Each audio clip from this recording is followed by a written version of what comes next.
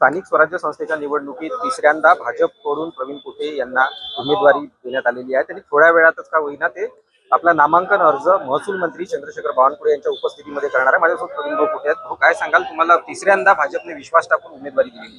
महाराष्ट्राचे मुख्यमंत्री देवेंद्रजी फडणवीस साहेब, त्याचप्रमाणे त्या ठिकाणी प्रदेश अध्यक्ष चव्हाण साहेब आणि पालकमंत्री बावनकुळे साहेब यांनी जो विश्वास दाखवला त्याबद्दल मी त्यांचा मनापासून आभार व्यक्त करतो.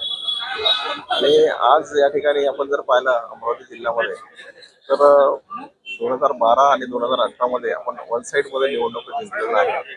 माझा विश्वास आहे की येणाऱ्या काळामध्ये सुद्धा मी वन साईड इलेक्शन जिंकणार आहे. यावेळी हॅट्रिकची संधी तुम्हाला आहे आणि या हॅट्रिक मध्ये देखील जास्तीत जास्त मतं तुम्हाला मिळतील असा विश्वास आहे. पहा, तुम्हाला सांगतो की मला मतं देणारी माझी मतदार आहे ते माझे फॅमिली मेंबर आहे. मी त्यांना मतदार म्हणून पाहत नाही. मी साधारणतः 2012 पासून आमदार झाल्यापासून सगळ्यांच्या कॉन्टॅक्टमध्ये आहे. आणि मी आता सुद्धा निवडणूक झाल्यानंतर जवळपास प्रत्येकाच्या घरी जाऊन बसणे, 6-6, 7-7दा जाऊन मी त्यांच्याकडे चर्चा केली. त्यांनी मला सांगितलं की तुम्ही उमेदवारी घेतलीच पाहिजे. त्या अनुषंगाने मला सगळ्यांना माहिती आहे, सगळ्या वेगवेगळ्या पक्षाकडे सगळ्या लोकांकडे जाऊन आलेला आहे.